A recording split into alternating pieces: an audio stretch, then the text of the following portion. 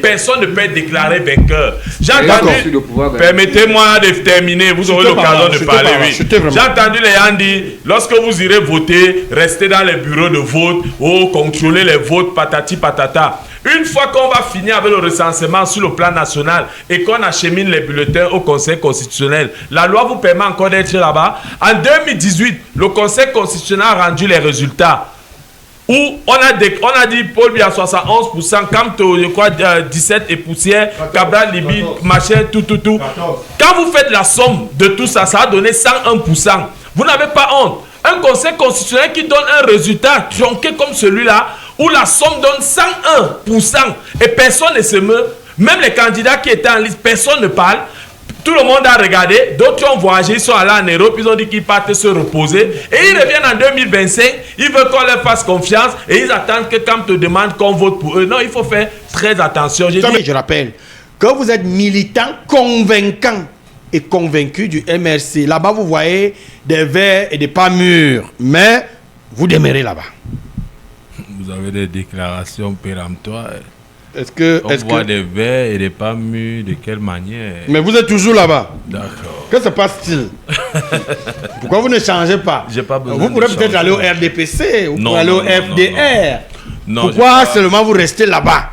Je n'ai pas besoin de changer de parti politique pour l'instant, puisque le MRC est le seul et l'unique parti qui porte toutes mes aspirations. Et je crois que au regard des événements qui se succèdent dans notre pays, tout homme politique ou tout citoyen vigilant comprend très bien que la vérité du côté du MRC est portée par son leader, le professeur Maurice Kamto. Qui est d'ailleurs soupçonné d'une alliance avec Bello Bouba Maïgari, qui est soupçonné de le soutenir, bien qu'il ne se positionne pas encore ouvertement, mais des sources de plus en plus concordants nous font état de ce que ils sont ensemble, ils se voient et certainement ils se soutiennent. C'est normal qu'ils se voient, ce sont des hommes politiques, des amis. Ils sont même des amis. Ils ont été dans le gouvernement de Paul Biya ensemble. Ils ont partagé beaucoup de choses ensemble et ce sont des Camerounais. Ce sont des Camerounais qui peuvent se parler. Mais je vais vous dire une chose qui est... Je vais me répéter parce que la semaine dernière, je crois que j'ai été assez clair. Le professeur Maurice Kamto ne donnera aucun mot d'ordre, je ne sais pas quoi, par rapport au vote qui arrive. Il a fait une sortie, il a dit que voilà. Il faut que l'opposition... Je vous ai dit ça la semaine dernière, toujours sur ce plateau et sur tous les autres plateaux, je suis passé la semaine dernière. Et bien avant, je vous ai dit que l'opposition Maurice Kamto ne pourra jamais demander de voter X ou Y. Parce qu'en réalité, et vous allez me permettre encore de m'attarder là-dessus, et je le répète tous les jours, la semaine dernière, je l'ai encore dit ici. Et puis encore, en ce qui concerne l'UNDP et le parti de Tiruma. Alors qu'on les voit ensemble. Parce que oui, mais c'est eux qui vont vers le professeur Maurice Kamto. Tu n'as même vu le professeur Maurice Kamto aller vers eux. Parce que nous connaissons le jeu que ces deux acteurs sont en train de jouer aujourd'hui. Dites-nous tout. Vous savez que bien que le professeur Maurice Kamto ne soit pas dans la compétition, il reste quand même un acteur très... Mais pourquoi il refuse d'être un faiseur de roi? D'ailleurs, on en parle. Non, il n'a pas besoin d'être un faiseur de roi dans un environnement comme celui-ci. Puis je vous dis encore, les deux là, le Issa Tiruma et Bello Bouba, parce qu'on sait pourquoi ils se sont portés candidats aux élections en 2025. J'espère que vous allez supporter la réplique tout à l'heure. Non, on sait pour quelles raisons ils sont devenus des candidats. Pourquoi sont-ils donc devenus, selon vous, des candidats? Oui, parce que en éliminant le professeur Maurice Kamto, est-ce qu'ils ont contribué à l'éliminer? Vous savez, écoutez. Ont-ils contribué à éliminer Maurice Kamto? Bonne interrogation. Je vous ai dit, on a choisi Tiruma et Bello Bouba parce qu'il fallait qu'à côté du président Paul Biya avec 93 ans, qu'on ait aussi des candidats d'un certain âge. C'est la raison pour laquelle on les a sortis du gouvernement. Parce que l'UNDP n'est jamais sorti du gouvernement. Est-ce que vous pensez que Maurice Kamto n'est pas un grabataire? Écoutez, l'UNDP, non, parce qu'en sortant d'Ia Kamto qui était le véritable adversaire. Est-ce qu'il n'est pas âgé? Écoutez. Est-ce que Kamto n'est pas âgé? Comprenez-moi bien. Allons-y. En retirant le procès Kamto qui a 71 ans et qui était le principal challenger du président Paul Biya, alors le président Paul Biya restait dans la course avec uniquement des jeunes, tous de moins de 50 ans. C'est-à-dire, vous avez les Matomba, les Cabral, les je ne sais qui, bref, les klaxons qu'il a, je ne sais pas trop, je ne connais même pas trop les noms. Bref, il allait se retrouver avec une clique d'enfants de moins de 50 ans. Et la question de l'âge allait peser. Il fallait bien des personnes qui allaient l'accompagner dans ce débat-là. Alors, on a demandé à ses amis de sortir du gouvernement. La preuve, c'est que l'UNDP, par exemple, et le FSNC ne sont jamais sortis du gouvernement parce que... Non, comment vous dites ça? Comment Chiroma a démissionné. D'abord, écoutez. Chiroma a démissionné. On ne sort pas du gouvernement. On ne sort pas soi-même du gouvernement. C'est un parti qui sort d'un gouvernement. C'est un mouvement qui sort d'un gouvernement. Est-ce que ça n'a pas été le cas sur le tous les membres de l'UNDP qui sont entrés au gouvernement. FSNC. Tous les membres du gouvernement qui sont entrés dans le gouvernement sous les couleurs de l'UNDP, un seul est sorti, Bello Bouba. Et chez le vous allez de l'autre côté, même chose. Quand vous sortez d'un gouvernement, si vous allez en France, on vous dit que non, la gauche a quitté le gouvernement. C'est tous les membres de la gauche qui sont à l'intérieur du gouvernement qui sortent. Donc on a pris quelqu'un, on a dit bon petit, viens, tu vas te mettre dans la compétition et ça va clore le débat sur tel est vieux, tel est jeune, tel est vieux, tel est jeune. Maintenant, sur la question du mot d'ordre du professeur Maurice Kamto, je vous le redis encore, il est impossible que le professeur Maurice Kamto lance un mot en faveur de Tiruma ou de Bello. Pourquoi? Dites-nous tout. Parce que justement, c'est à ce niveau que la compétition va se jouer. Et ils savent très bien que ce soit Bello et Tiruma. Et c'est la raison pour laquelle ils font tout pour que le professeur Maurice Kamto se prononce. Pour qu'au lendemain de l'élection, ils seront les premiers. Je vous dis, Bello Bouba et Tiruma, je mets les Camerounais au défi qui nous écoutent aujourd'hui. Bello Bouba et Tiruma, je vous dis, au soir de l'élection, ils seront les premiers à reconnaître les défaites.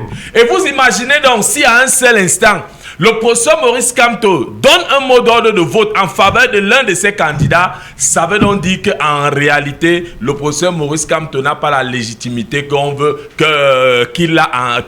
qu'on lui donne aujourd'hui, qui est par contre une réalité. Et c'est ça qu'ils veulent déconstruire en se mobilisant, en allant derrière le professeur Maurice Kamto, le supplier de les soutenir, en sachant très bien que peu importe le soutien qu'il va leur apporter, au lendemain des élections, eux, ils vont vite faire de reconnaître les défaites. Et tu vas entendre que Bello Bouba était battu avec peut-être 5%, Tiruma 2%. Et ils vont reconnaître les défaites. Une façon de dire que vous voyez, voilà le Kamto que vous avez pris comme le faiseur de roi.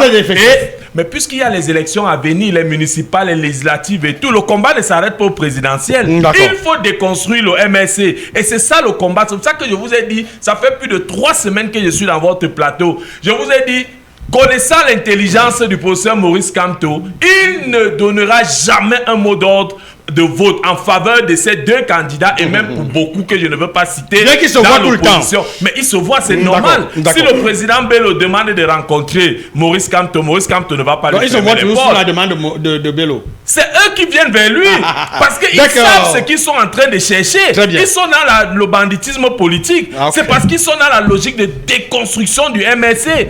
Puis il y a les élections prochaines qui arrivent. Voici les régionales, on a anticipé et tout. Vous avez vu qui parmi les deux se plaignent du fait qu'on anticipe les régionales et qui défavorise le MSC. Vous avez entendu qui roulait en faveur du MSC dans ce combat. Pendant que le professeur Maurice Kamto était en prison, vous avez vu qui parmi eux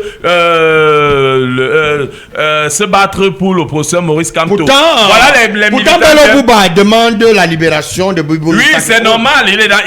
Il veut séduire les militants du MSC. Mais quand il était au gouvernement, est-ce qu'il a demandé la libération des prisonniers du MSC qui sont aujourd'hui à Konengi? Il ne l'a jamais fait. On ne l'a jamais vu aux côtés du professeur Maurice Kamto pour revendiquer quoi que ce soit. On va bientôt ici sur ce plateau nous dire oui, il a invité Kamto au congrès de l'UNDP, oui, machin, oui, mais ça c'est des actes politiques pour dire qu'on est dans une réaction des uns et des autres. Non, mais puisque ça crédibilise même leur congrès en invitant le professeur Maurice Kamto, c'est normal qu'il l'invite. Ce n'est même pas une marque de sympathie. Donc faisons très attention avec ce qui est en train de se passer. Et je dis et je redis encore, le professeur Maurice Kamto ne donnera jamais un mot d'ordre de vote en faveur de Issa Tiruma ou de Bello Bouba. Et même des autres candidats, même que d'autres forts. Ça marche. Lionel Dounfoum est un habitué de ce plateau, communicant de l'Union national pour la démocratie et le progrès, l'UNDP, de Bello Bouba Maïgari, président national et candidat à l'élection présidentielle. Bonjour et bienvenue sur ce plateau de débat politique contradictoire. Engelbert, merci de l'amitié que tu me fais une fois de plus de m'inviter sur ton panel. Alors, combien prestigieux, je salue tes auditeurs, je salue les militants et sympathisants de l'Union nationale pour la démocratie et le progrès, nombreux qui certainement en ce moment nous écoutent. Il y a donc des cadres de l'UNDP chez vous qui exigent au candidat de Bello Bouba Maïgari de retirer de son équipe de campagne Pierre Flambeau-Ngayap, secrétaire général de votre parti là-bas. Il y a aussi Nana Boubacar Diallo. Il y a même Abba Alim et beaucoup d'autres personnalités bénéficiaires d'un décret de Paul Biya et toujours en poste.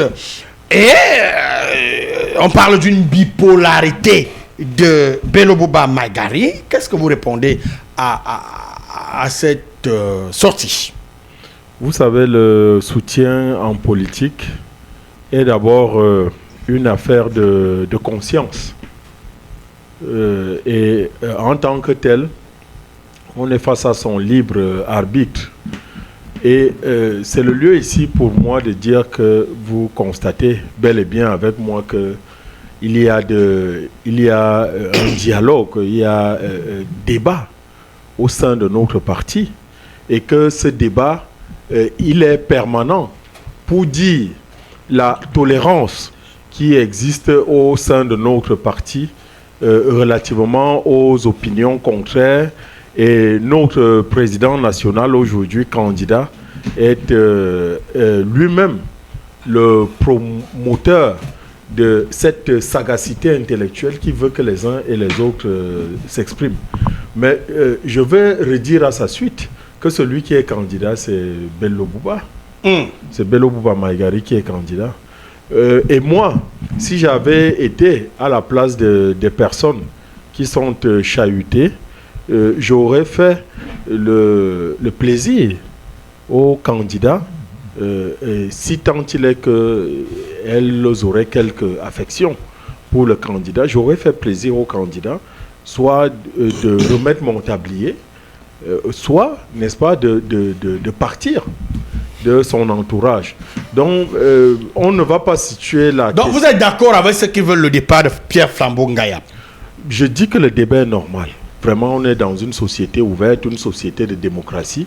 Ce n'est pas moi qui vais interdire le débat et c'est tout à fait normal que des gens veuillent de son départ. C'est leur opinion. C'est leur opinion.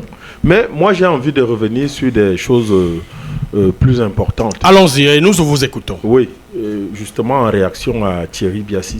Je savais qu'il allait avoir une réaction. Oui, c'est le deuxième débat auquel j'assiste et qu'il tienne les propos qu'il était en train de tenir tout à l'heure, à savoir que Maurice Kamto ne donnera aucune consigne pour l'un ou pour l'autre. Il l'avait dit la semaine dernière, mais c'est la lettre de Kamto qui m'a convaincu définitivement que Kamto préfère... Botter la balle en touche. Non, pas botter la balle en touche. Dites-nous tout. Kamto se voit, il est si narcissique que si lui n'est pas président... Ça, c'est gâté. Non, non, non, il préfère que le Cameroun brûle ou il casse la baraque. Oui, bien sûr. Bien sûr. Et c'est ce que Thierry Biassi était en train de dire tout à l'heure.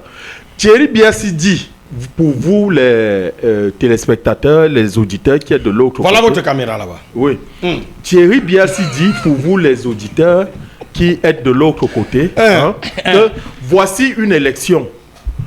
Toutes les projections d'opinion disent que si Kamto, Tiroma et Bello s'associent, l'élection est pratiquement pliée. Et que ce tandem ira battre à plate couture Paul Biya. Et lui qui est maintenant, qui est rentré, qui a quitté l'opposition.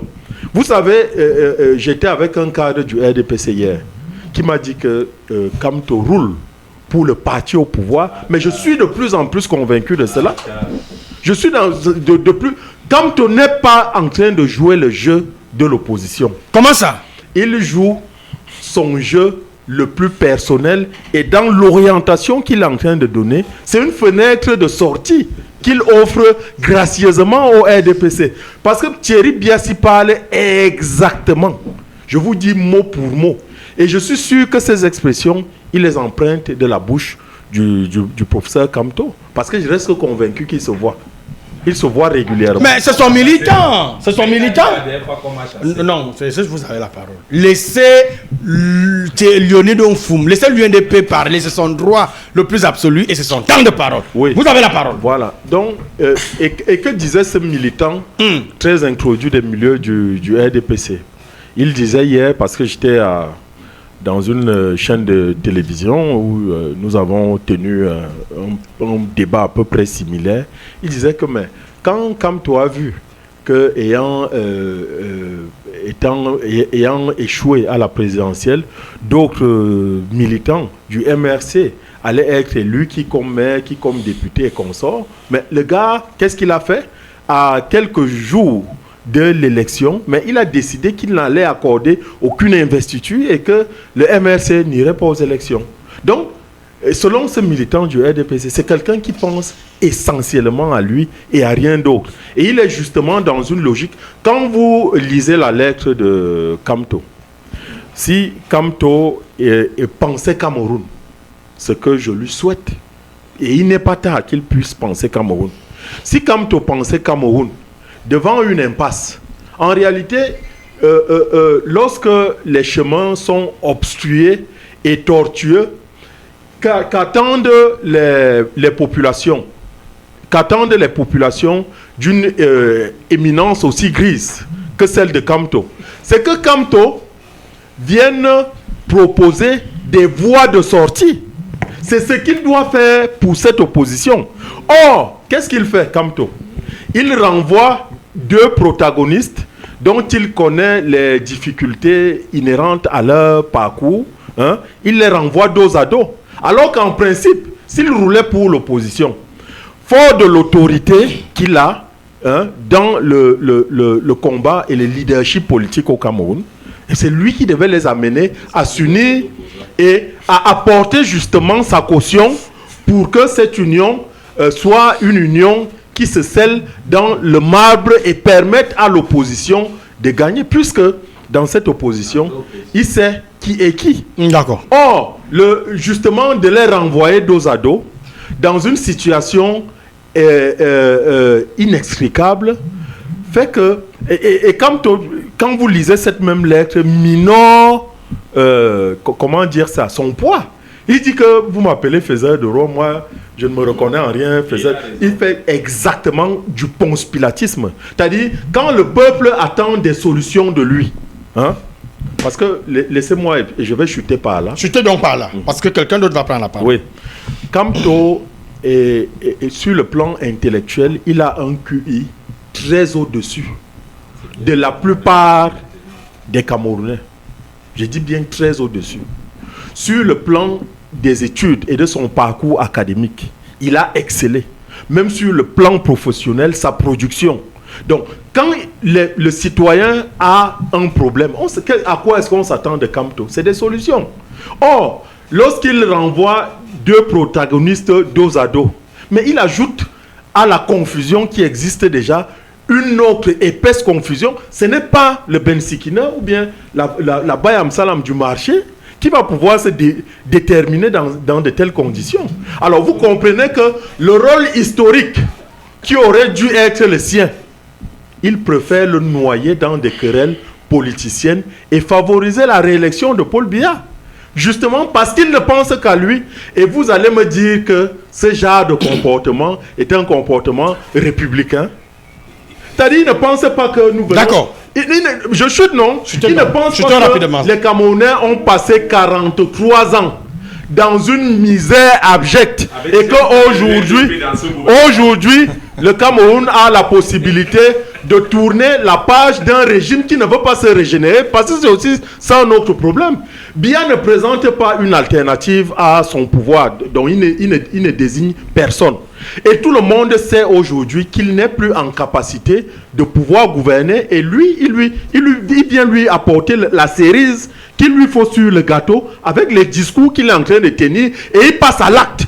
C'est ça le plus grave pour ce pays. Et il saura en payer les frais devant l'histoire. Ok, d'accord. Parce que l'histoire va le juger. Très bien. Voilà. Aimé Cyprien Olinga est donc avec nous. Il est le guide de la Révolution nationale, le président du Front démocratique révolutionnaire. Aimé, habitué de ce plateau, bonjour et bienvenue sous l'arbre à palabre et radiophonique dans sa version du débat politique contradictoire. Long courrier.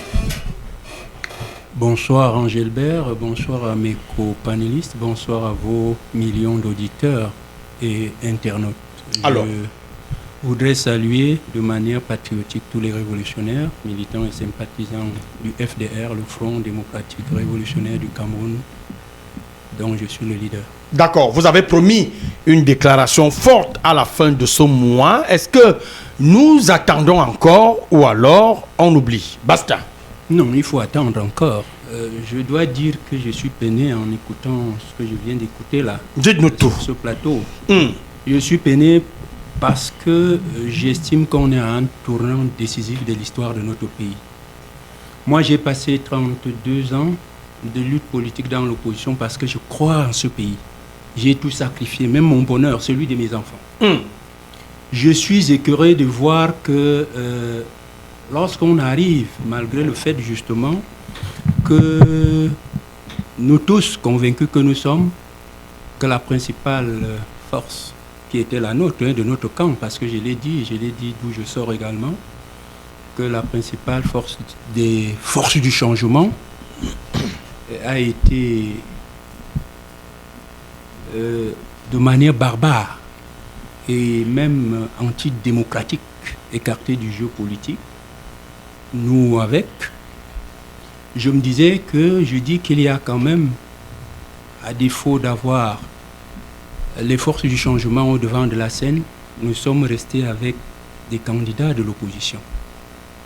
Donc à défaut de ce que nous aurions souhaité avoir en termes de candidats des forces du changement, nous avons quand même l'opposition. Et il y a une fenêtre qui s'est ouverte et qu'il faut que les Camerounais, du moins les leaders, prennent simplement l'engagement d'ouvrir cette fenêtre pour que le changement puisse arriver. Il est possible qu'il y ait un basculement. Mais je suis peiné de constater que sur ce plateau, au lieu de parler, d'aller tout au moins vers la direction que beaucoup de nos compatriotes sont en train d'attendre, y compris les miens que je consulte. Moi, je continue de les consulter. J'ai dit, et d'ailleurs, ça a été publié sur les plateformes du FDR, y compris sur notre site WhatsApp, sur notre site web, FDR Live 24. Nous disons que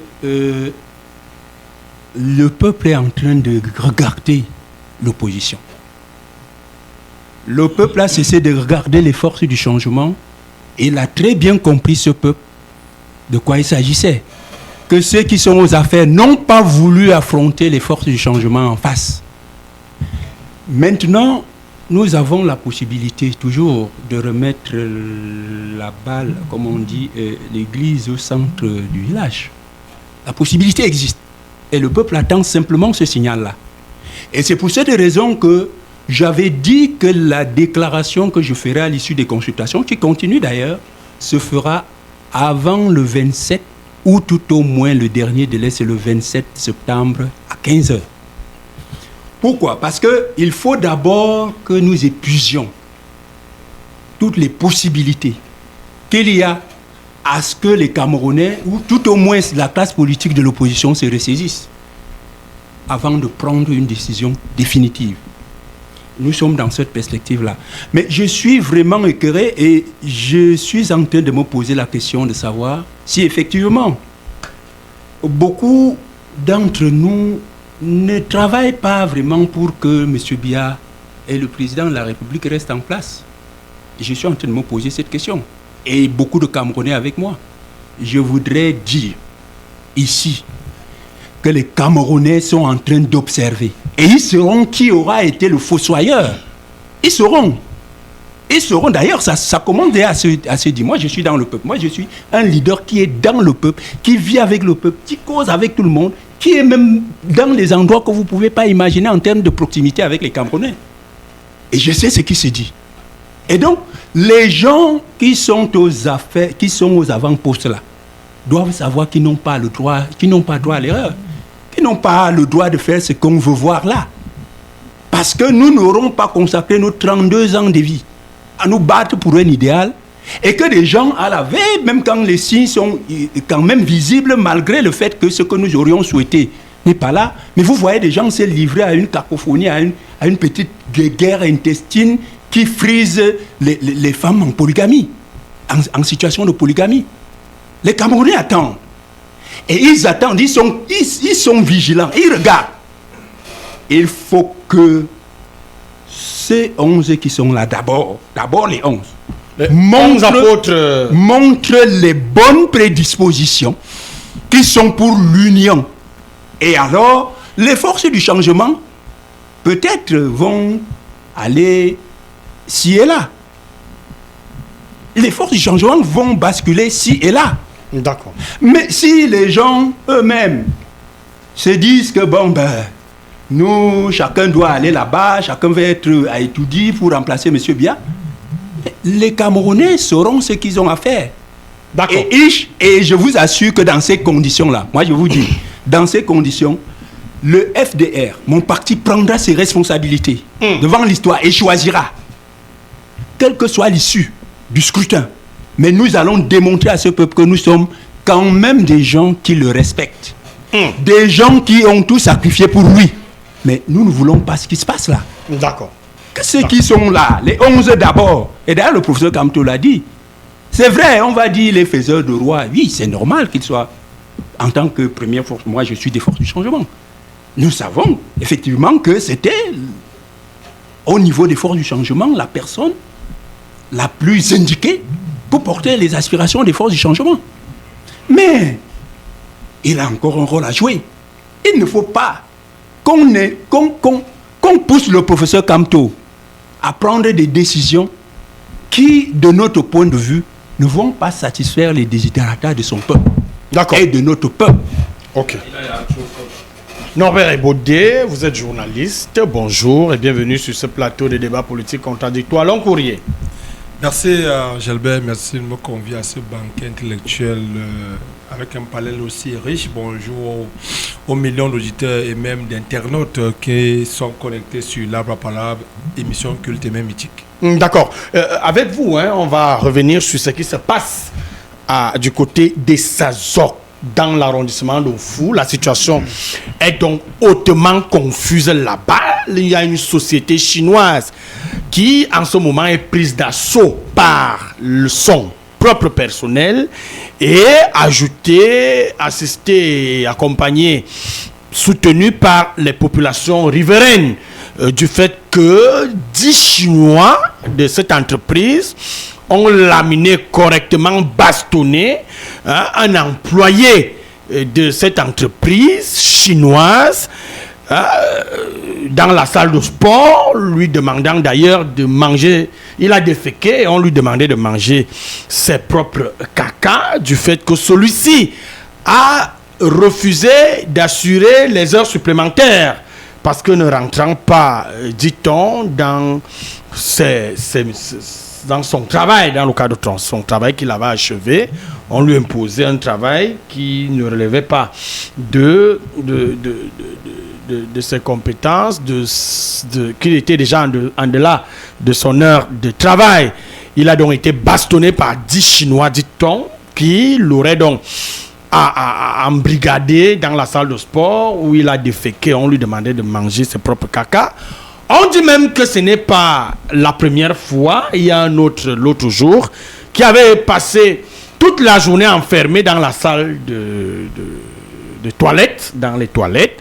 Ces Chinois avec cette maltraitance, accompagnés et assistés par les gendarmes de la brigade, les gendarmes de la gendarmerie de Mbalmayo, qui n'est pas territorialement compétente, mais qui aide les Chinois à faire ces exactions, qui protège cette entreprise dans un territoire qui ne relève pas de leurs compétences, alors que à Issazok, le poste de gendarmerie de Nkolda est bel et bien opérationnel et territorialement compétent. Que se passe-t-il à Issazok entre les Chinois et les populations qui sont en train de faire un mouvement d'humeur là-bas à l'heure où on vous parle?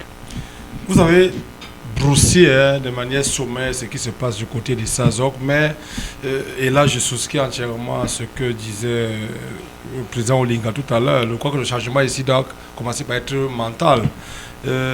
Ces exactions arrivent parce que il y en a qui œuvrent pour le malpartisme. Voilà, dans une compagnie de gendarmerie qui n'est pas territorialement compétente, qui vient prendre les bakchiches pour faire souffrir les leurs. Parce que vous faites allusion à ce concitoyen qui a été enfermé dans les toilettes avant-hier et de cet autre concitoyen qui hier s'est vu molester, avoir des bleus dans le dos, a déféqué même sur lui et a été contraint d'ingurgiter ses propres excréments. Je dis que nos sources indiquent que ce n'est pas la première fois. Les cas sont d'ailleurs légion. Il s'agit, pour ne pas la nommer, la société Xinjing Stal. Xinjing Stal. Xinjing Stal. C'est une société chinoise qui fait dans quoi? Qui fait dans le bois, donc l'exploitation des grues. C'est une scierie. Oui, et qui exporte d'ailleurs notre propre bois. Okay. Et moleste les nôtres sur notre propre. Ils finissent avec nous dans nos choses. Avec le concours des nôtres. Donc, ils finissent avec nous dans nos propres choses. Nous parlons donc des candidats en lice à la présidentielle. Je crois que cette question doit être prise à bras le corps parce que nous sommes peut-être pas son militants, mais je crois quand même que il a ouvert cette boîte de Pandore, étant ministre de l'Emploi et de la Formation professionnelle. Parce qu'il y a, je crois, il y a 10% qui doivent être reversés dans les caisses du Trésor quand une entreprise étrangère vient s'implanter au Cameroun. Par le passé, ce n'était pas le cas. Mais la priorité doit être d'abord l'employabilité des locaux. Mais maintenant, on a le sentiment, avec ce qui se passe du côté des Issazok, que les gars viennent opérer sur un terrain en friche avec l'onction des Camerounais, puisque hier, par exemple, pour le cas spécifique d'hier, il nous a été indiqué par notre source que le commandant de compagnie de Mbalmayo était même sur site quand la scène se produisait, quand on a voulu molester le concitoyen. Est-ce que le commandant de compagnie de Mbalmayo est territorialement compétent? Qu'est-ce qu'il cherche à Issazok? Mais il n'est pas intervenu. Je crois que son rôle est d'abord de sécuriser les personnes et les biens, si je ne m'abuse. Donc, cette affaire mérite d'être...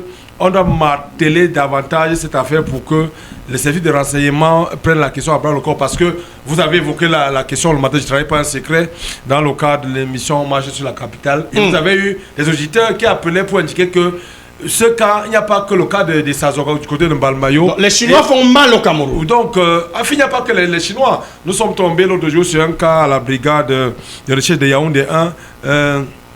D'un Thaïlandais qui vendait les faux téléphones à 100 000 et qui n'avait même pas de réseau. Celui-là a été contraint de passer même la nuit. Le gars vient nous frapper dans notre propre pays. Donc, il y en a qui viennent estimer que le Cameroun est un no man's land où ils sont capables de faire ci ou ça.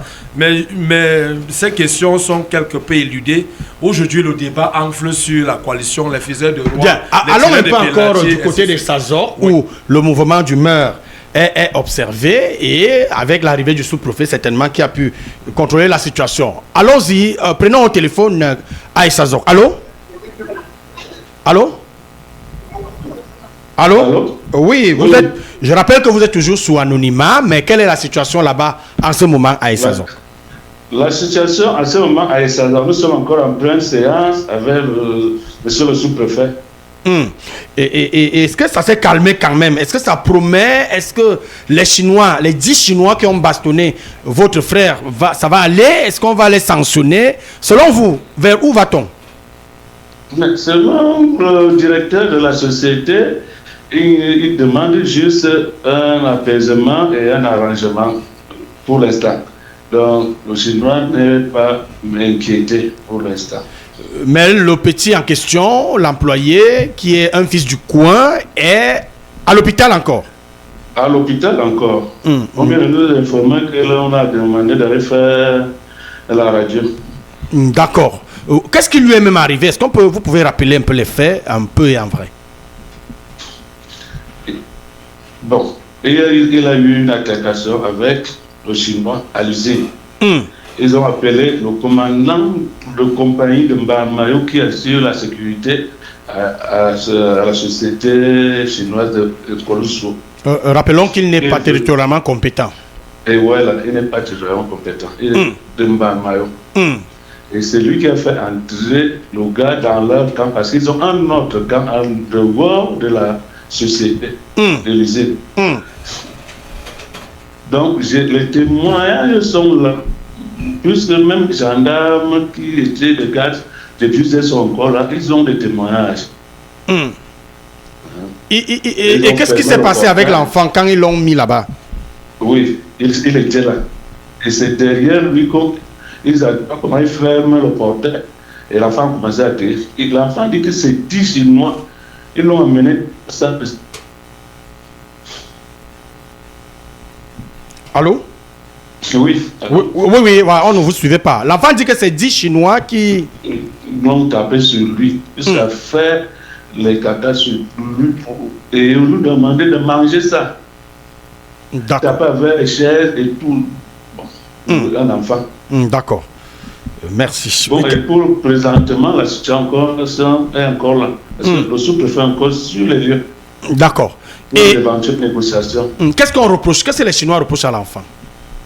Non, ce n'est pas une affaire de reproche. Le problème, c'est la violence des Chinois vers les employés. Ça veut dire que, oui, le gars était en train de travailler dans son poste de travail. Il a fini, il devait déposer le travail à 15h30, à 13h30. Il était donc en train de nettoyer son poste pour sortir. C'est là où le Chinois lui demande d'aller travailler plutôt dans l'autre poste. Et là, il lui pose que, mais est-ce que je travaille là-bas? Voilà la situation.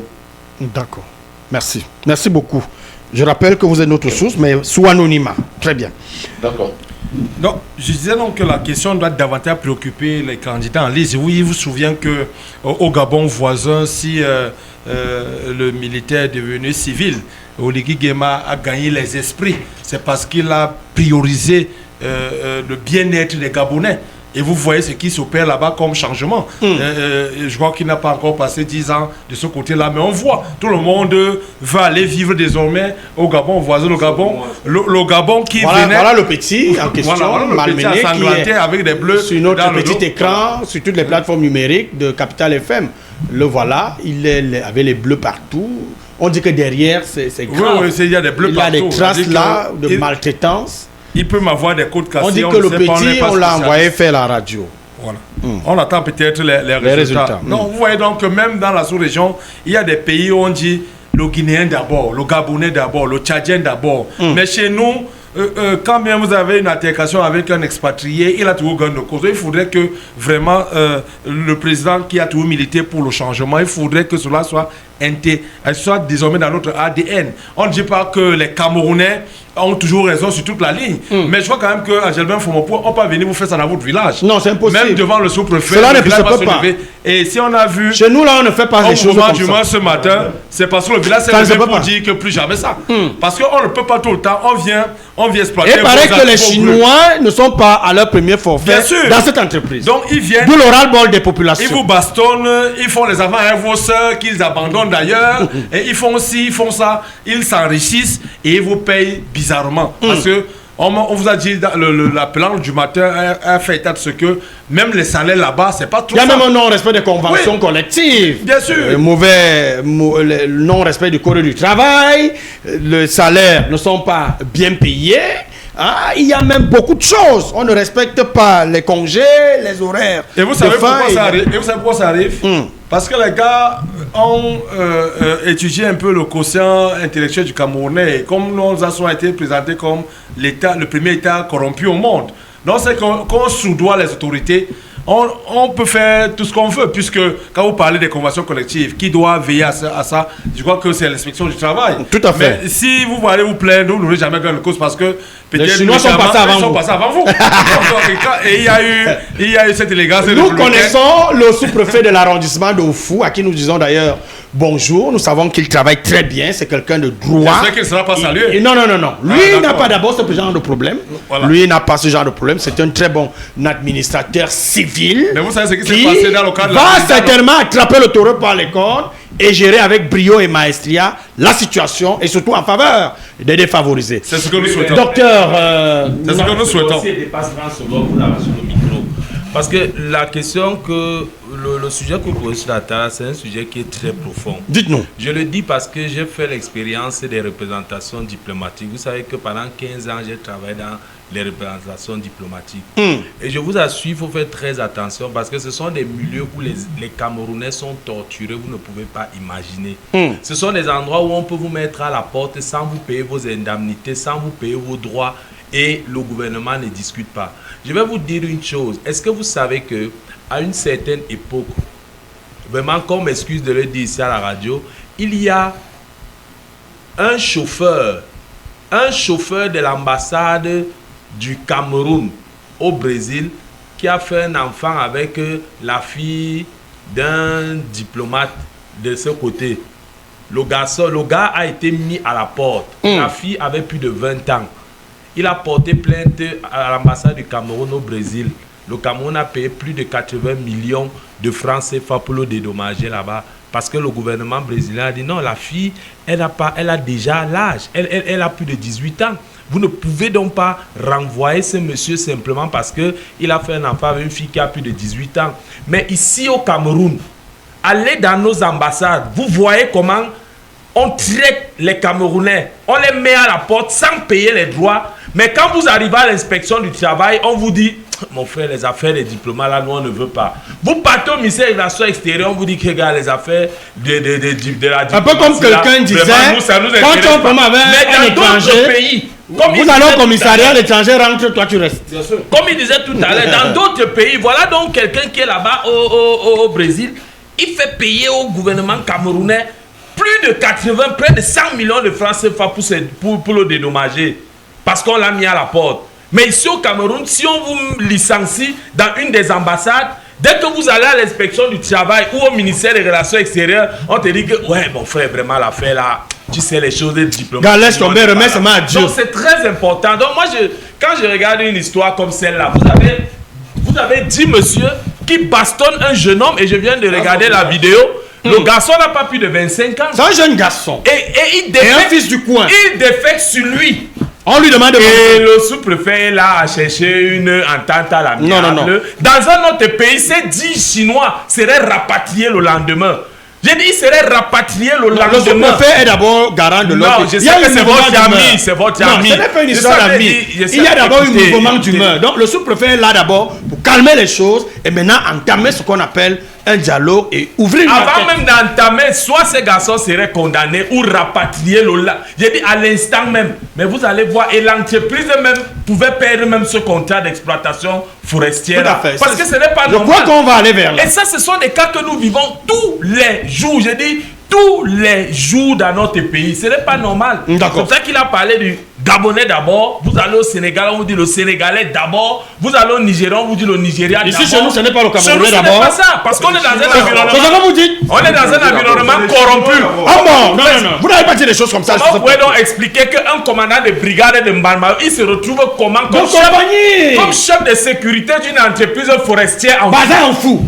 Vous comprenez ça? Alors qu'on c'est le chef-lieu d'un département qui a également un commandant de compagnie et une brigade et même un poste de gendarmerie en Kolda, territorialement compétent. Docteur Stéphane Zanga, bonjour et bienvenue sur ce plateau de débat politique contradictoire long courrier. Bonjour Angelbert, bonjour à mes co-discutants, bonjour à l'équipe technique qui nous accompagne, bonjour aux auditeurs et téléauditeurs et merci pour l'invitation. Certainement vous voulez réagir sur ce sujet, vous avez suivi un peu les réactions des uns et des autres et même notre point focal là-bas. Le récit, quand on écoute l'intervenant qui a donné son avis tout à l'heure sous anonymat. Et l'image qui vient d'être présentée par la régie, c'est une situation extrêmement choquante. Et ça remet en question la problématique de la coopération entre le Cameroun et certains partenaires étrangers en général et la Chine en particulier. Les Chinois sont présentés dans la sous-région comme étant des esclavagistes en réalité. Comment ça? Les conventions collectives, comme vous l'avez dit, la dignité humaine des employés des pays qui les accueillent ne sont pas toujours respectés. Vous avez vu ce qui s'est passé en Centrafrique avec une réaction qui a, à mon avis, été disproportionnée parce que un camp des Chinois a été attaqué, plusieurs ont été tués par une rébellion centrafricaine. Là, c'était pas un problème entre politique et rébellion centrafricaine. C'était un peu en vengeance. En fait, c'est des rebelles qui sont venus venger la maltraitance qui avait cours dans ces exploitations chinoises. Donc, je pense que l'autorité administrative doit prendre ses responsabilités et essayer de voir réellement ce qui s'est passé. Parce qu'en principe, si le récit est vrai, les 10 Chinois devraient en principe d'abord être mis aux arrêts. Le commandant de brigade Mfou devrait justifier pourquoi il se retrouve. Le commandant de compagnie de Balmayo devrait justifier comment il se retrouve à violer le territoire de compétence qui est le sien pour sécuriser une exploitation dans la Meufou et à Famba. Alors que lui, il est dans l'oignon. Alors qu'il est dans l'oignon et Esso. C'est le commandant de Légion qui est compétent pour mener ce type d'opération en assurant la sécurité des entreprises se trouvant dans la région du centre.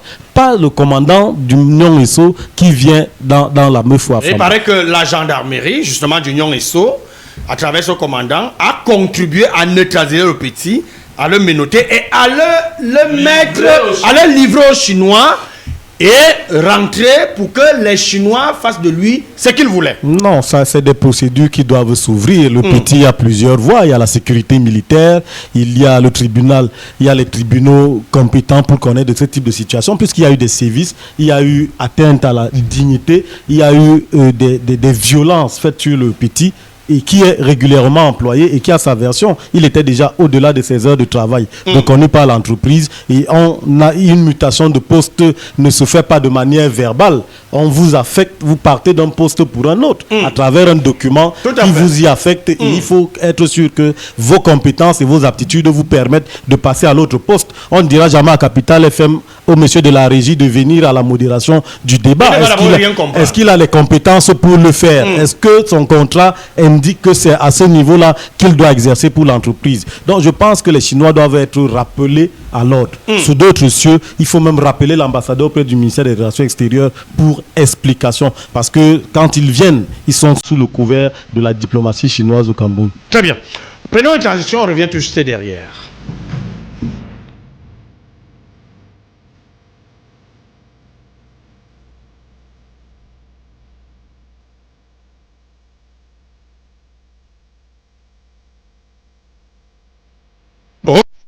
Sur ce plateau avec vous, Norbert et Boudé, parlons donc de la désignation d'Issa Chiroma Bakary, qui a été désigné candidat consensuel de l'opposition. Et selon vous, est-ce que cette désignation reflète vraiment un consensus ou alors il s'agit tout simplement d'une décision imposée par certains leaders? Vous savez, nous sommes en pleine saison de mangue. C'est une image. Nous employons que les agriculteurs nous pardonnent parce qu'on ne voit pas les fruits sur les manguiers. C'est la saison des mangues politiques et il y en a qui jouent leur va-tout et jouent même leur survie. Je crois que Thierry l'a dit.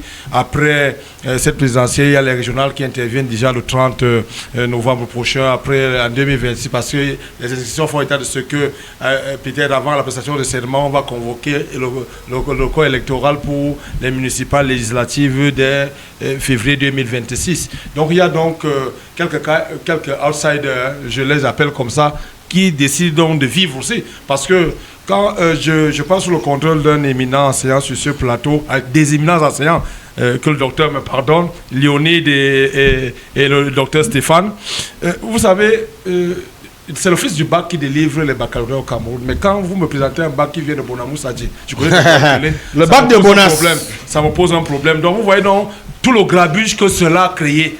Le fait que M. Djekam Tchameni et Anissé Georges Kania aient choisi le candidat Chiroma comme le candidat consensuel a plutôt créé un conflit. Donc on est passé du candidat consensuel au candidat conflictuel. Mais comment expliquer que certains partis ou personnalités contestent donc ce choix? Non, vous savez, il y en a qui estiment que ils viennent jouer, que ce soit le candidat Chiroma, le candidat de Léonie et de Foum, de l'UNDP, ils viennent jouer un peu les rabat-joie pour permettre aux sortants de rempiler, parce que ils ont l'habitude d'aller et de repartir. C'est-à-dire que vous savez que Chiroma Bakary a été au gouvernement entre 92 et 96. Il est sorti. Il est revenu en 2009. Et en 2025, à quelques semaines de la présidentielle, il sort du gouvernement. Donc, il y en a qui pensent que si tu me trahis aujourd'hui, tu peux me trahir demain. Donc, c'est pourquoi l'autre du PCRN qui se retrouve dans la tranche jeune estime que les septuagénaires doivent coaliser entre eux. C'est-à-dire que le Syrie doit commencer par eux parce qu'ils ont peur qu'on leur fasse ce que le candidat de l'univers a fait en 2018. Vous savez, il était candidat, mais à la veille, il a dit qu'il se ralliait au candidat Kamto. Et on n'a même pas pu retirer ses bulletins des bureaux de vote. Donc, aujourd'hui, chacun va être calife. Vous avez écouté à Keremouna sur Canal, vous avez écouté Joshua aussi à Balafon. Même ce matin sur RFI, lui n'entend pas parler de la coalition. Il dit le vote au Cameroun, il est tribal, le vote régional, le vote est ceci et cela. Donc chacun veut être celui-là, le messie camerounais, parce que lui dit il ne vient pas remplacer le candidat Biassi, prendre le cas de Kamto, il vient changer le système. Et vous allez écouter Cabral, il va tenir le même discours. Vous allez écouter le premier secrétaire du PUR, Serge Espoir Matomba, il tient le même discours. Donc, du coup, nous en tant que journalistes politiques et membres du corps de journalistes politiques du Cameroun, on demande aux Camerounais de retirer leur carte d'électeur, de choisir le candidat qui est à même de porter leurs aspirations. Parce que personne ici ne consacre les énergies vers cette élection. Ces débats distraient un peu l'opinion. Ces débats dispersent un peu l'électorat. Parce qu'il y a quelqu'un qui a dit, je vais donner la consigne de vote. On attend, rien n'arrive. Il y en a qui estiment que vous avez vu l'APC, l'ATP, vous avez vu le groupe de droit là, qui aujourd'hui est même disloqué. Hier, vous avez Sambaka de l'autre côté, vous avez Djokam Chamini de l'autre côté, vous avez Anissé Ekane avec Djokam Chamini. Donc tout ce grabuge fait donc que on commence à porter et ça nous rend tous davantage soupçonneux. Est-ce que Chiroma ne va pas nous faire ce qu'il a l'habitude de faire? C'est-à-dire qu'aujourd'hui, il est avec le régime. Après-demain, il est prêt avec le régime. Est-ce qu'au soir du 20, du 12, il ne va pas nous dire je soutiens le candidat? Il a d'ailleurs dit, quand il était ministre de la communication, que le président travaillait partout où il se trouvait. Donc, est-ce qu'il va changer d'avis du jour au lendemain comme ça facilement? D'accord. Léonie Diouffoum, avec vous, revenons sur la légitimité du processus. Le Front du changement 2025 a donc annoncé sa candidature comme consensuelle. Ce processus est-il crédible et transparent aux yeux de tous les acteurs de l'opposition? Est-ce qu'il n'y a pas un risque que cette démarche renforce les divisions plutôt que l'unité? Bon, renforcer les divisions, certainement. Certainement. Alors, pour parler du processus, disons que lui-même, ce processus a été querellé.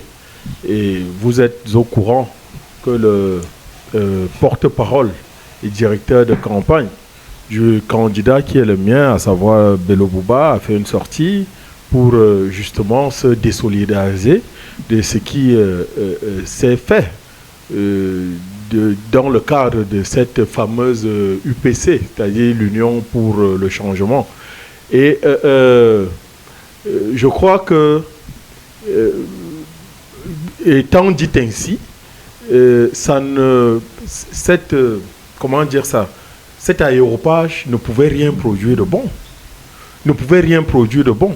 Et lorsque l'on attache consensus à cette flagornerie ou à cette fumisterie d'un autre genre, je dis bien consensus. Le consensus voudrait que des partis se soient retrouvés, tout au moins. Or, vous avez deux outsiders. Le président du Manidem, Anissé Ekane, et M. Djekam Chameni, qui ne sont de quelque manière que ce soit partis à cette élection, bon, qui se retrouvent certes avec un candidat, Issa Chiroma Bakari, mais ils ne peuvent pas dire qu'il y a eu un consensus sans que les autres acteurs n'aient été consultés dans cette manœuvre-là qui était des plus grotesques et des plus ubuesques en réalité. Donc, c'est de ça qu'il s'agit. Je crois qu'il faut faire sérieux dans notre pays. Et c'est ce que les Camerounais nous reprochent. Il faut parfois faire sérieux. Je lis derrière, parce que pour moi c'est de la précipitation, et le président Chiroma, qui était en train de réunir une certaine unanimité autour de lui, par ce geste-là, s'est tiré une balle dans la jambe, puisque au contraire de ce qu'il espérait, c'est plutôt une bronca que l'on a vécue et une levée de bouclier général contre sa personne. Et je crois qu'il n'en avait pas besoin. Cependant, je lis ce qui l'a motivé en fait. Je rappelle que le parti, le FSNC de Issa Chiroma a été saisi dans le cadre de la préparation de cette émission et invité ici. Et leur communicant a accepté d'être présent, mais n'est pas arrivé. De même, le RDPC a envoyé une représentante, une communicante de son parti qui devait être déjà là, Isabelle Nguélé, a donc été envoyée sur ce plateau par le comité central du RDPC. Elle ne s'est jamais présentée. Donc on n'allait pas penser qu'on a organisé un plateau contre certains partis politiques, contre certains candidats en liste. Ils ont bel et bien été conviés, ils ont confirmé leur présence, mais ne sont pas encore arrivés. Peut-être ils arriveront, mais ils ne sont pas encore là. Allons-y. Alors, je crois que ce qui, fondamentalement, est en cause dans la démarche de Issa Chiroma, et il faut comprendre son empressement, c'est qu'aux yeux de l'opinion, il faut désigner les leaders de l'opposition autour de qui devrait se faire un rassemblement, parce que c'est ce qui a été construit dans le subconscient des Camerounais par les multiples communications auxquelles nous avons assisté. Et donc, dans vraiment, moi je veux dire la précipitation qui le caractérise. Et regardez bien la fenêtre de tir qu'il a ouverte dans le cadre de cette manœuvre-là. Kamto se pouvait encore être militant du Manidem. Donc, quelques 2 jours avant, Kamto était encore militant du Manidem. Et que ce Kamto, sentant le roussi venir, a très rapidement démissionné avec une lettre, j'allais dire, une démission qui a été servie par un huissier à la direction du Manidem pour dire qu'il n'est en rien engagé dans la manœuvre qui était en train de se jouer. Donc, mais voilà pourquoi je dis que l'opposition aussi, il faut de temps en temps la blâmer. Il faut blâmer certains acteurs de l'opposition. En réalité, si vous regardez cette opposition de la manière dont elle est constituée aujourd'hui, le leader naturel de cette opposition, c'est Bello Bouba Maïgari. Et c'est la raison pour laquelle, non, je le dis de manière objective. Si vous regardez l'implantation, l'ancrage dans les institutions à travers les élus, la plus grande représentation d'un parti au niveau des mairies, oui, l'expérience même politico-administrative de son candidat, le leader naturel de l'opposition camerounaise aujourd'hui, du moins celle qui va à cette élection, c'est Bello Bouba Maïgari. Je pense que le président Chiroma a simplement voulu faire ce à quoi on avait assisté dans le fameux mythe biblique entre Jacob et Esau, celui qui avait volé le droit des noces de l'autre. Et mal, effectivement, lui en a pris, puisqu'il y a vraiment une révolte de la scène politique camerounaise contre cet acte je veux le qualifier de hold-up, mais je ne suis pas excessif. Voilà. D'accord.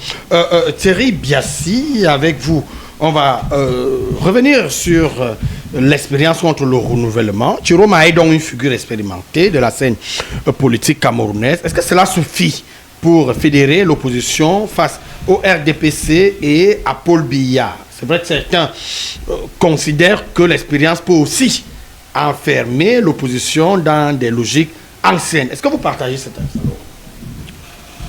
Je ne sais pas de quelle expérience, vous parlez de l'expérience politique, professionnelle, ou de Issa Tirouma, je ne sais pas exactement de quelle expérience vous parlez lorsque vous posez votre question. Mais je voulais simplement dire que nous devons faire très attention. Parce que le Cameroun est l'un des rares pays au monde où la coalition se négocie comme si on était dans un marché. Non, c'est moi le leader. Non, c'est pas moi le leader. Non, c'est moi le leader.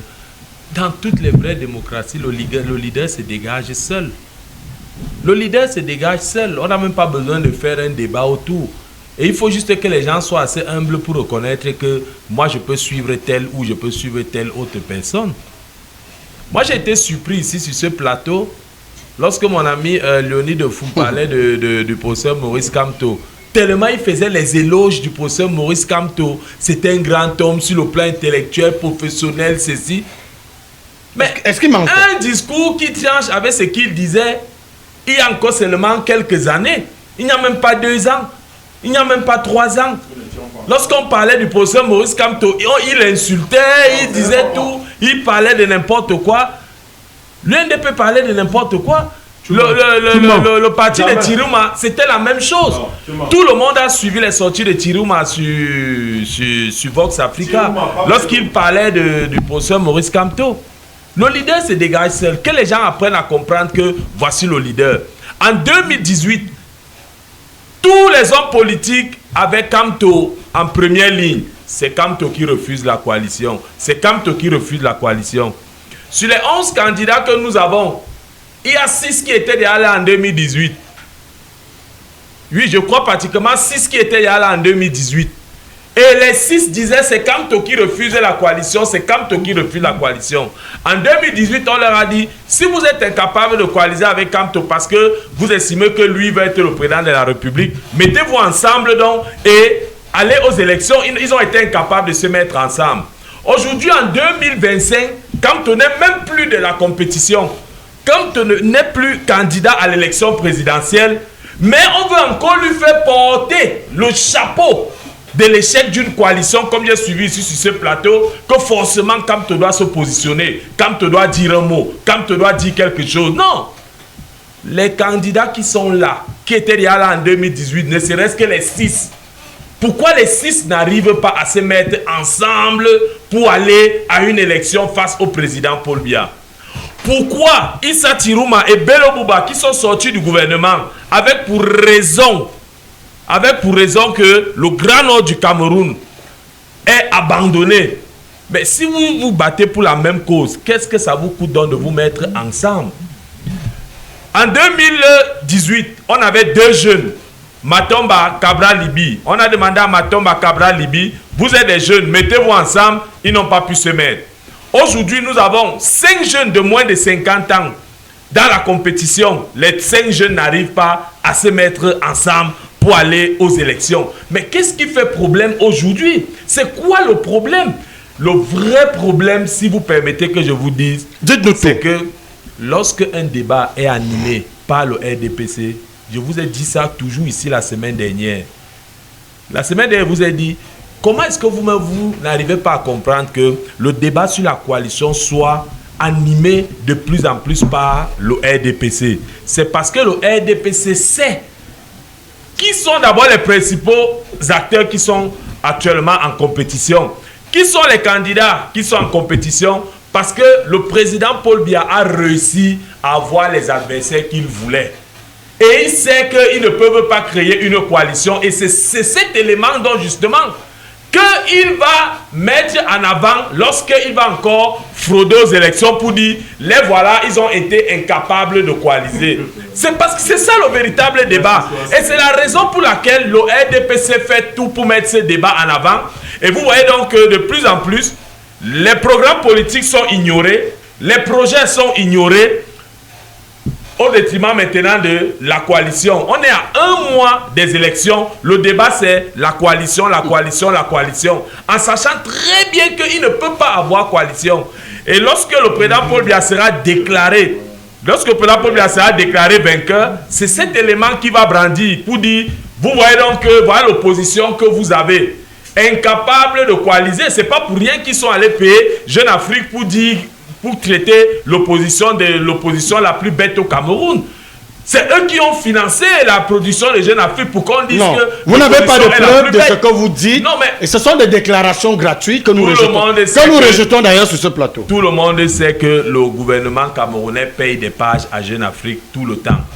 Et le gouvernement camerounais, c'est un partenaire de Jeune Afrique. Non, nous on n'est pas au courant de ça. Et nous n'allons pas accepter des choses dont nous n'avons pas la preuve. D'accord. Donc ce que je veux donc vous faire comprendre, c'est qu'à partir du moment où c'est le RDPC qui demande à l'opposition de coaliser, je vous ai dit que si vous posez le débat encore sur cette table, sur le débat sur le code électoral, parce que moi je suis même surpris, moi je suis même surpris quand je vois les patriarches en politique, comme le président Olinga, qui demandent même aujourd'hui aux Camerounais d'aller voter. Honnêtement, le meilleur combat aujourd'hui pour le changement aurait été de dire aux Camerounais de ne même pas aller voter. Ça, je vous le dis en toute sincérité. On ne va pas admettre ça. Je vous ai dit c'est ça qui aurait été le meilleur débat. On ne veut même pas ce genre d'hypothèse. Le vote n'est pas obligatoire au Cameroun, donc je suis libre de dire. C'est un droit et c'est un devoir. Non, écoutez, le vote n'est pas obligatoire. Il y a des pays où le vote est obligatoire. Le Brésil, par exemple, le vote est obligatoire. Vous ne votez pas au Brésil, vous êtes pénalisé. Mais au Cameroun, le vote n'est pas obligatoire. Donc, je suis libre de dire j'irai voter ou que je n'irai pas voter. Mais n'incitez pas les gens à ne pas voter. Non, c'est pour dire quoi? C'est pour dire, non, laissez tomber ça. Quand il était candidat, vous avez dit qu'il ne veut pas. Maintenant, il n'est même pas candidat, vous dites qu'il est toujours dans le mois. Et vous attendez toujours qu'il joue un rôle. Ce que je veux simplement vous faire... Non, laissez tomber. Ce que je veux vous faire, comprendre, c'est quoi? C'est que le président Cyprien Olinga, qui maîtrise le code électoral mieux que moi, sait que dans le contexte du code électoral, sur le plan du code électoral, personne ne peut gagner une élection au Cameroun. J'ai dit personne ne peut gagner une élection face au président Paul Biya. Donc quand vous demandez aux gens, allez voter, allez prendre les bulletins, vous voyez même le RDPC dit aux gens, allez vous inscrire, allez voter, allez faire ceci, allez faire... J'ai dit, je suis en train de vous dire, personne ne peut être déclaré vainqueur. J'ai dit, personne ne peut être déclaré vainqueur. J'ai entendu, permettez-moi de terminer, vous aurez l'occasion de parler, oui. J'ai entendu les gens dire, lorsque vous irez voter, restez dans les bureaux de vote, contrôlez les votes, patati patata. Une fois qu'on va finir avec le recensement sur le plan national et qu'on achemine les bulletins au Conseil constitutionnel, la loi vous permet encore d'être là-bas. En 2018, le Conseil constitutionnel a rendu les résultats où on a dit Paul Biya 71%, Kamto, je crois 17 et poussière, Cabral Libi, machin, tout. Quand vous faites la somme de tout ça, ça a donné 101%. Vous n'avez pas honte. Un Conseil constitutionnel qui donne un résultat tronqué comme celui-là, où la somme donne 101% et personne ne se meut, même les candidats qui étaient en liste, personne ne parle. Tout le monde a regardé, d'autres ont voyagé, ils sont allés en Europe, ils ont dit qu'ils partent se reposer et ils reviennent en 2025, ils veulent qu'on leur fasse confiance et ils attendent que quand on te demande qu'on vote pour eux. Non, il faut faire très attention. J'ai dit, dans le contexte camerounais, uniquement par l'élection, personne ne peut battre le président. D'accord. Je le dis et je le répète. Très bien. Louis Mongo. Avec vous, Louis VI Mongo. Avec vous, on parle des partis non consultés. Plusieurs partis influents n'ont donc pas été consultés. Ou alors, ne soutiennent pas officiellement Issa Chiroma. Est-ce que cela fragilise sa position? Sinon, comment l'opposition peut-elle surmonter ce manque de représentativité pour présenter un front crédible? Merci déjà, Gilbert. Dans mon propos liminaire de tout à l'heure, vous avez pris mon temps de parole. Mais merci quand même que vous m'ayez retourné l'ascenseur. Et là, je vais demander à mes copanélistes de me donner franchement ce temps pour me rattraper. Déjà parlant de la candidature consensuelle de M. Issa Chiroma, elle a été autoproclamée. Et lorsque nous savons que toute autoproclamation... Autoproclamée, c'est-à-dire? C'est autoproclamé de manière unilatérale. C'est-à-dire que je ne sais pas... Est-ce que c'est lui qui a proclamé sa propre candidature? Vous pouvez me dire dans quel conseil ou dans quelle concertation a-t-il s'est-il choisi ou bien l'aurait choisi pour être la candidature consensuelle? C'est moi qui pose les questions. Bon, déjà, moi, je vous dirais non, parce que le peuple venu pour la rénovation sociale, parce que, en ma qualité de coordonnateur départemental, nous avons moins d'un mois encore pour le jour du scrutin. J'ai le devoir et l'obligation de faire ce qu'il nous faut pour que les Camerounais de tous bords, de l'intérieur tout comme de l'extérieur, essaient de s'approprier de notre programme. Alors, mais quand même, je vais essayer de placer un ou deux mots sur ce que j'ai entendu ici, là. C'est votre droit le plus absolu. Pour ce qui est de M. Issa Chiroma, au lendemain de sa proclamation comme le candidat consensuel de l'opposition, le premier secrétaire, M. Serge Matomba, que je profite par cette occasion de saluer, qui est aujourd'hui du côté de l'extrême nord, précisément à Kaélé, en liesse avec les foules de ce côté-là. Notre premier